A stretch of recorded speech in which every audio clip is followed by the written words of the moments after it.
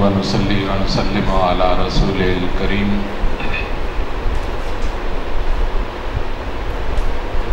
وعلى آله الطيبين الطاهرين وأصحابه المهديين أجمعين. أما بعد فأعوذ بالله من الشيطان الرجيم. بسم الله الرحمن الرحيم. وَقَضَىٰ رَبُّكَ أَلَّا تَعْبُدُوا إِلَّا إِيَّاهُ وَبِالْوَالِدَيْنِ إِحْسَانًا. صدق اللہ مولانا العظیم. عزت و تکریم کے لائق ذی احترام معزز پرنسپل ادارہ اعضا، قابل تکریم معزز برادران اسلام، اشیاء کے اندر حسن اور استحکام اس کی بنیادی جو وجہ ہوتی ہے وہ جب چیزوں کو اپنی اپنی جگہ پر رکھا جاتا ہے تو اس سے استحکام بھی آتا ہے اور اس سے حسن بھی آتا ہے. ایک عمارت تعمیر کی جاتی ہے تو عمارت کے اندر ہر چیز کے رکھنے کی ایک ایک جگہ ہوتی ہے. جب اس چیز کو اس جگہ پر رکھا جاتا ہے تو وہ عمارت خوبصورت بن جاتی ہے اور مستحکم بھی بن جاتی ہے. اور اگر اسے اس کے مقام سے ہٹا کر رکھا جائے تو اس عمارت کے اندر بدصورتی بھی آ جاتی ہے اور استحکام بھی نہیں رہتا. اسی طرح معاشرے کے اندر حسن اور معاشرے کے اندر استحکام یہ تب آ سکتا ہے جب چیزوں کو، اب یہاں چیزیں افراد ہوں گے، افراد کو ان کے مقام پر رکھا جائے. اور یہ جو افراد کو ان کے مقام پر رکھنا ہوتا ہے اسی کو ہم اپنی اصطلاح کے اندر حقوق اور فرائض کہتے ہیں. جب کسی فرد کو اس کا حق دیا جائے تو آپ نے گویا معاشرے کے اندر اس کو اس کا مقام دیا. اور جب کوئی فرد اپنا فرض پورا ادا کرے اس نے معاشرے کو استحکام دیا. کوئی بھی معاشرہ آپ دنیا کا لے لیں، وہ مسلم معاشرہ ہو یا غیر مسلم معاشرہ، جب اس معاشرے کے اندر لوگوں کے حقوق کا خیال رکھا جاتا ہے اور فرائض کی ادائیگی کی جاتی ہے تو وہ معاشرہ دنیا کا خوبصورت ترین معاشرہ بن جاتا ہے. وہاں رہنے والے لوگ عافیت اور سکون محسوس کرتے ہیں. اس معاشرے کے اندر استحکام پایا جاتا ہے. اسی طرح معاشرے کی ایک جزی ہوتی ہے خاندان. خاندان متعدد افراد کے ملنے سے ایک کنبہ جو بنتا ہے وہ خاندان ہے. اس کے اندر بھی خاندان کے اندر استحکام اور حسن اس کے افراد کو جب ان کے حقوق دیے جاتے ہیں اور اس کے افراد جب اپنے اپنے فرائض اچھے طریقے سے ادا کرتے ہیں تو وہ خاندان ایک بہترین خاندان بنتا ہے. اس خاندان کے اندر سکون آتا ہے، اس خاندان کے اندر استحکام آتا ہے.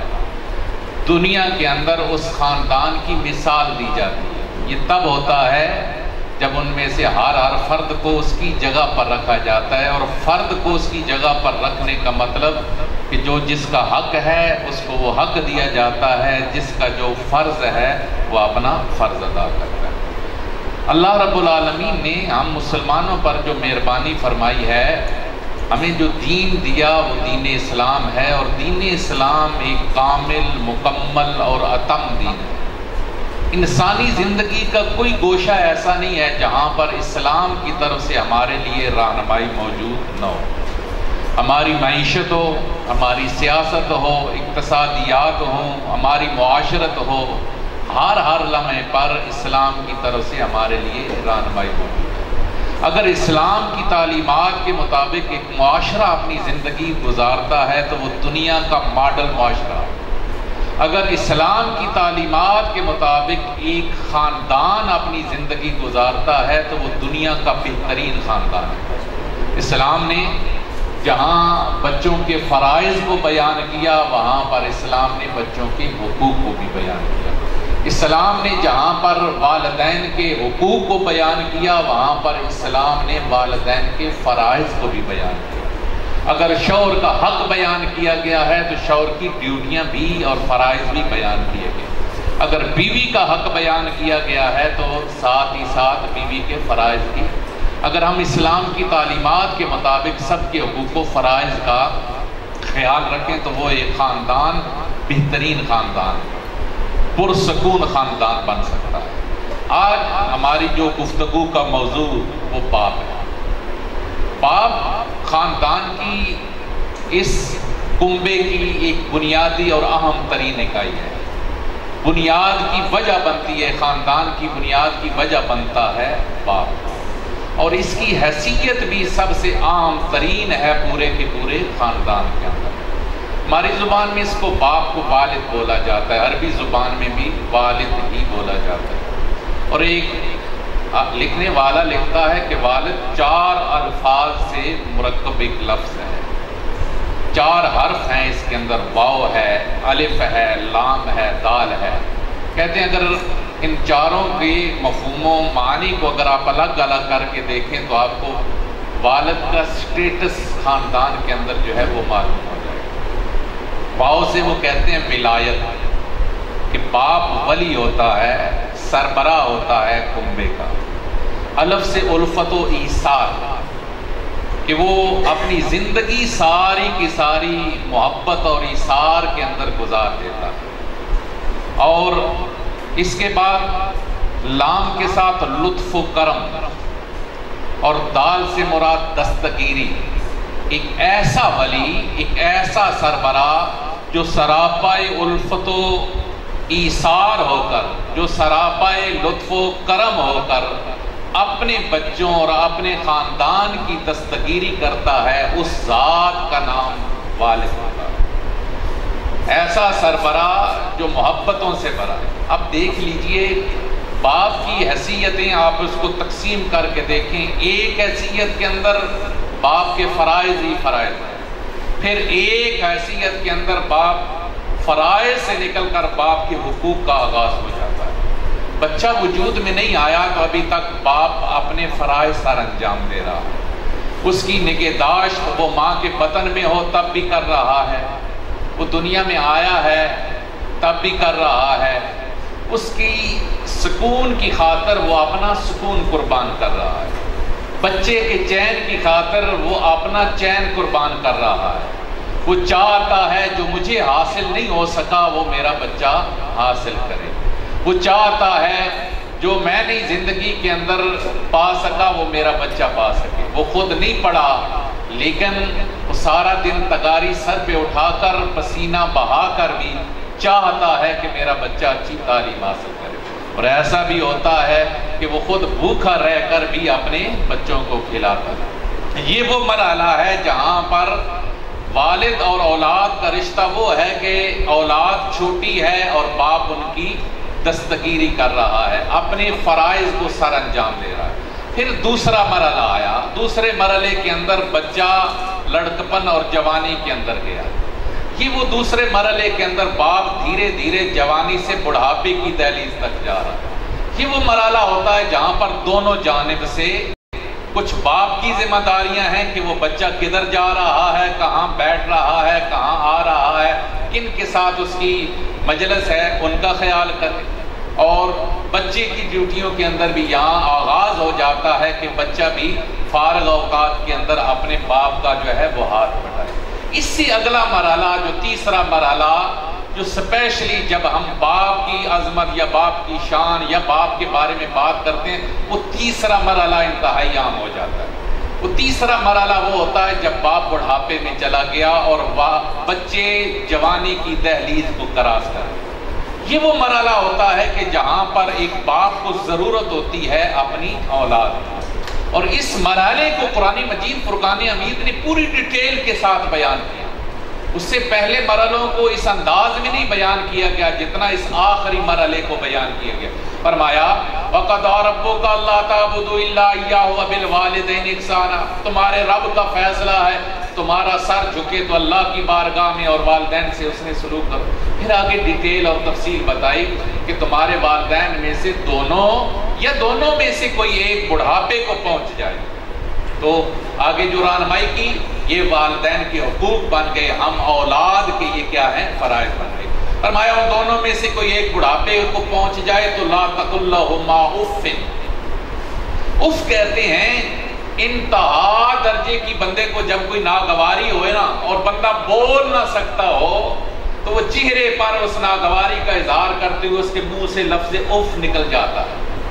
ارشاد باری تعالیٰ ہے اللہ کا قرآن، یہ والدین کی اس عظمت کو پیش نظر رکھتے ہوئے فرما رہا ہے کہ اس ناگواری کے عالم کے اندر بھی تمہارے منہ سے باپ کے لیے، ماں کے لیے، والدین کے لیے اف کا کلمہ نہ نکلے۔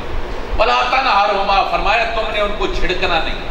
وَقُلْ لَهُمَا قَوْلًا كَرِيمًا، جب بھی ان سے بات کرو، جب وہ بڑھاپے میں ہوں تو ان سے بات کرو تو ایسا قول بولو کہ ان کا من راضی ہو جائے، ایسی گفتگو کرو کہ تیری گفتگو ان کی دل کی تسکین کا باعث بن جائے۔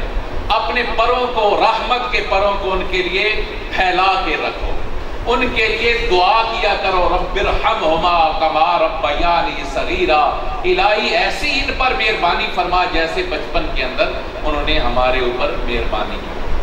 یہ زندگی کے اندر جب والد بوڑھا ہو جاتا ہے، یقیناً جیسے بچے کے اعصاب کمزور ہوتے ہیں ایسے ہی جب انسان بڑھاپے کی طرف جاتا ہے تو اس کے اعصاب میں کمزوری آتی ہے۔ جب اعصاب کے اندر کمزوری آتی ہے تو انسان کی قوت برداشت کے اندر کمی آتی ہے، اور قوت برداشت میں کمی کا نتیجہ ہوتا ہے کہ بلا وجہ غصہ ہو جانا، بلا وجہ رد عمل زیادہ دے دینا۔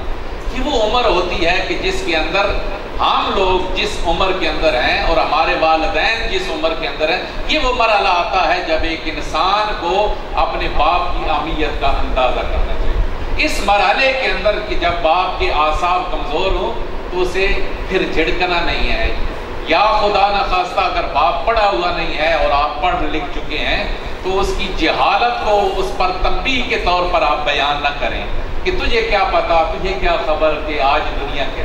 یہ وہ چیزیں ہیں جو اس کو ہارٹ کرتی ہیں، جو اسے دلی طور پر تکلیف دیتی ہیں۔ ایک جوان بچے کو والد کے ساتھ اگرچہ وہ ٹوٹلی ان پڑھ بھی ہو، اسے اپنے آپ کو اس کے سامنے ایسے ہی پیش کرنا چاہیے جیسے ایک جاہل آدمی استاد کے سامنے کھڑا ہو، جیسے ایک بچہ انگلی پکڑتا ہوا بچہ اپنے باپ کے ساتھ اس سے سیکھ رہا ہو۔ اب دیکھ لیجئے ہم بچپن کے اندر جب ہوتے ہیں تو بچپن کے اندر ایک ایک چیز کو ہم 100 بار غلط کر بولتے ہیں، ایک ایک چیز کو ہم 100 بار والدین سے پوچھتے ہیں اور وہ 100 بار اس کا جواب دیتے ہیں، اور ہمارا ٹوٹا پھوٹا لفظ بھی ان کے دل کی راحت کا باعث بن جاتا ہے۔ جب وہ بڑھاپے میں پہنچ جائیں، وہ کوئی ایسا سوال کر دیتے ہیں تو اس کا دوسری بار آپ کا رد عمل، یہ وہ ابتلا ہوتی ہے، آزمائش ہوتی ہے کہ آپ اس کا رد عمل کیا دے رہے ہیں۔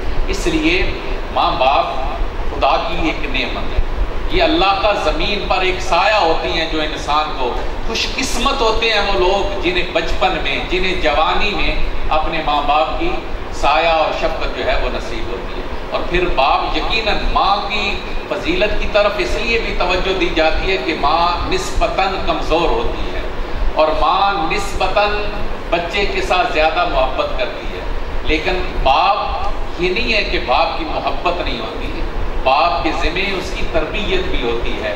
اگر وہ بھی اسی طرح نرمی کا لہجہ اختیار کرے تو بچوں کی تربیت کے اندر کمی رہ جاتی ہے۔ لہٰذا باپ کی طرف سے کی جانے والی سختیاں ہمیشہ ان کو محبت اور تربیت کے انداز میں اگر لیا جائے تو دل کے اندر باپ کا مقام رہتا ہے۔ اور الحمدللہ تعالی ہمارا جو دین ہے اس نے ہمارے والدین کے ساتھ رشتے کو مدر ڈے یا فادر ڈے کے ساتھ نہیں منسلک کیا کہ ایک دن آیا اور ایک دن کے اندر صرف اور صرف آپ نے اس باپ کی عظمت کو جانا یا اسے جا کر اس دن میں پھول پیش کر دیے یا اس دن خراج عقیدت پیش کر دیا یا ماں کو ایک دن کے لیے یاد کیا۔ اسلام کے اندر ہر دن جو ہے جب سے آپ پیدا ہوئے پیدا ہونے سے لے کر موت تک آپ کا ہر دن جو ہے ماں باپ کے لیے۔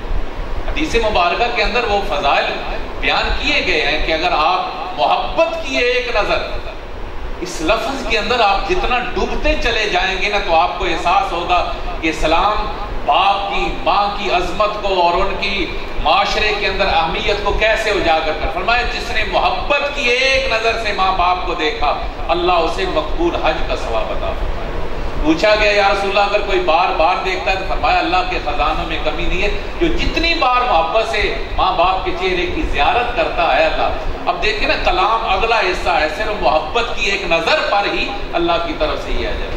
تو اس لیے ہمیں چاہیے یہ تیسرا مرحلہ کہ جس تیسرے مرحلے میں ہمارے ماں باپ بوڑھے ہو جائیں، باپ بوڑھا ہو جائے، اس کے اعصاب کمزور ہو جائیں، اس کی باتوں کو تلخ باتوں کو ہمت کے ساتھ برداشت کرتے، اچھے رویے کے ساتھ۔ اگر وہ خدا نخواستہ ایسی بیماری کے اندر ہیں کہ اٹھنا بیٹھنا ان کے لیے مشکل ہے، آپ ان کی دستگیری کر دیں۔ اس کے بعد ایک چوتھا مرحلہ آتا ہے ماں باپ پر، اگر وہ آپ کی زندگی کے اندر دنیا سے چلے گئے، آپ سے پہلے وہ رختے سفر باندھ چکے ہیں، آخرت کو سدھار چکے ہیں، اللہ کے حضور حاضر ہو چکے ہیں، یہ چوتھا مرحلہ ہے۔ اس مرحلے پر بھی اسلام نے بچوں کے لیے رہنمائی دی ہے، اور وہ رہنمائی کیا ہے کہ تیرا خدمت گزاری کا عمل صرف زندگی کے اندر نہیں تھا، تیری خدمت گزاری کا عمل اس چوتھے مرحلے کے اندر بھی ہے۔ اور وہ چوتھے مرحلے کے اندر تیری طرف سے خدمت گزاری کیا ہے کہ ان کے لیے بخشش و مغفرت کی دعا کرتے رہا۔ جوانی تک تو معاملات اگر کوئی تلخی وغیرہ ہو بھی جاتی ہے تو مجھے جو اسلام کی تعلیمات نے سمجھا ہے وہ کسی حد تک قابل معافی، لیکن جب بڑھاپے میں ہے تو ادب و احترام بہت لازم ہے، اف تک نہیں کہنا۔ پھر اس کے بعد اگر وہ دنیا سے چلے گئے ہیں تو باپ اگر ماں چلی گئی ہے، باپ اگر چلا گیا ہے تو پھر اس کے لیے دعائے بخشش و مغفرت کو اپنا شعار بنانا چاہیے، ہمہ وقت ان کے لیے دعائے بخشش و۔ حدیث مبارکہ کے اندر ہے رسول اللہ صلی اللہ علیہ وآلہ وسلم سے عرض کی گئی یا رسول اللہ صلی اللہ علیہ وسلم اگر کوئی آدمی اپنی زندگی میں والدین کا وہ حق ادا نہیں کر سکتا اور اس کے والدین دنیا سے جا چکے ہیں، اب وہ کچھ کرنا چاہے جس سے اس کا ازالہ ہو سکے، اللہ کے محبوب صلی اللہ علیہ وسلم نے ارشاد فرمایا اگر ماں باپ دنیا سے چلے گئے ہیں تو پھر اس کے لیے یہ ہے کہ ان کے لیے بخشش و مغفرت کی دعا کرے۔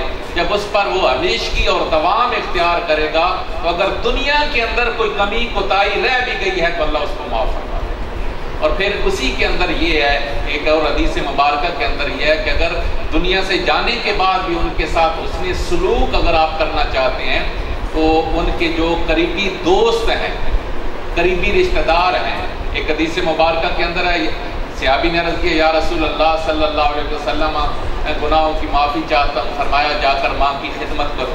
یا رسول اللہ امی جان کا انتقال ہو چکا ہے، فرمایا خالہ زندہ ہے۔ یا رسول اللہ خالہ زندہ ہے، فرمایا خالہ کی خدمت کرو، اللہ تمہارے گناہوں کو معاف فرما دے۔ ایسے باپ کے متعلق جو جن لوگوں کے ساتھ، یہ بھی باپ کا ایک حق ہوتا ہے کہ باپ کی دوستی جن لوگوں کے ساتھ ہے، اٹھن بیٹھن جن لوگوں کے ساتھ ہے، وہ لوگ جنہوں نے زندگی ان کے ساتھ گزاری ہے، آپ ان کا بھی ادب و احترام جو ہے وہ ضرور پیش نظر رکھیں۔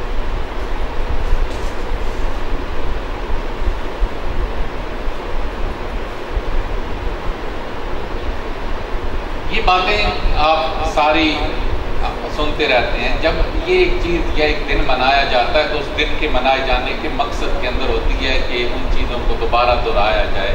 اگر ہم کسی مرحلے پر کچھ غلطیاں کر رہے ہیں تو اس سے، کیونکہ اللہ کا قرآن کہتا ہے فذکر، نصیحت فرمائیں، کیونکہ نصیحت جو ہے وہ مومن کو فائدہ دیتی ہے۔ دوسرا یہ رکا ہے کہ ہمارا برکر ڈے بھی ہے تو اس حوالے سے تو یقیناً آپ اگر یہ بات سمجھیں کہ ہمارا ایک معاشرے کے اندر، جیسے میں نے شروع کے اندر میں اسی کے ساتھ اگر ربط کرتے ہوئے آگے چلوں تو ایک معاشرے کا حسن ہر بندے کے حقوق و فرائض کے اندر ہے، اور جو حقوق و فرائض ہیں جو بندہ اس کو ٹھیک طریقے سے سر انجام دے رہا ہے، اس کا سوال ہی پیدا نہیں ہوتا کہ اس کے رزق کے اندر کہیں سے خرابی آئے۔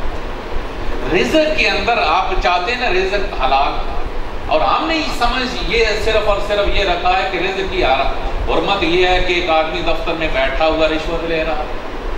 ہم نے رزق کی حرمت کو یہ سمجھ رکھا ہے کہ کوئی چوری کر لیتا ہے، کوئی ڈکیتی کر لیتا ہے، یا کسی کا ناحق جو ہے وہ اس کا حق جو ہے ناحق طریقے سے چھین لیتا ہے، تو یہ صرف اور صرف جو ہے وہ، حالانکہ اسلام کے اندر یہ مفہوم بڑا وسیع ہے۔ آپ اگر اپنی ڈیوٹی، ایک ورکر اگر آپ اپنی ڈیوٹی ٹھیک طریقے سے سر انجام نہیں دیتا تو وہ بھی سمجھ لے کہ اس کا مال حلال ہے۔ ایک ٹیچر، اس کے پاس 5 مضمون ہیں، وہ 3 مضمون نہیں پڑھاتا، بس پرنسپل کے ساتھ اس کی اچھی سیٹنگ ہے، اسے نہیں پرواہ کہ پرنسپل اس سے پوچھتا ہے نہیں پوچھتا، اگر وہ اپنے اسباق کو صرف اس تعلق کی بنیاد پر بلا وجہ اس کو مس کر دیتا ہے، وہ بھی رزق کے اندر اپنے کے اندر خرابی کر رہا ہے۔ اسی طریقے سے ایک استاد جب پڑھانے کی طرف جا رہا ہے، اس کی ڈیوٹی کے اندر یہ چیز شامل ہے کہ وہ اپنا بچوں کو سبق پوری تیاری کے ساتھ پڑھائے۔ اگر وہ بچوں کو سبق پوری تیاری کے ساتھ نہیں پڑھاتا، ٹال مٹول سے کام لیتا ہے، بس ٹائم پاس کرتا ہے، وہ بھی اپنے رزق کو پورے طریقے سے حلال نہیں کر رہا۔ اسی طریقے سے معاشرے کے اندر جو افراد کام کر رہے ہوتے ہیں، وہ کام بھی وہاں پر جو ڈیوٹی آپ سر انجام دے رہے ہوتے ہیں، اس میں بھی چونکہ مجھے رزق کی حلال ہونے کے متعلق حدیث مبارکہ اور قرآن کے اندر بہت زیادہ اہمیت بیان کی۔ آپ کی دعاؤں کی قبولیت کا ہی انحصار سب سے زیادہ رزق حلال پر ہے۔ لقمہ حرام جس بدن کے اندر چلا جاتا ہے، حدیث مبارکہ میں 40 دن تک اس کی کوئی دعا اللہ کی بارگاہ میں قبول نہیں۔ تو پھر اگر ہم اپنی ڈیوٹیاں ٹھیک طریقے سے سر انجام دیں، ایک دوسرے کے ساتھ بامی مربت و قوت کے ساتھ چلتے ہوئے اپنے فرائض جب ہم سر انجام دیں گے تو یقیناً عزت میں بھی اضافہ ہوگا، معاشرے کے اندر بھی استحکام ہوگا، معاشرے کے اندر سے بے سکونی اور بے ترتیبی بھی ختم ہوگی۔ اللہ ہم سب کو عمل کی توفیق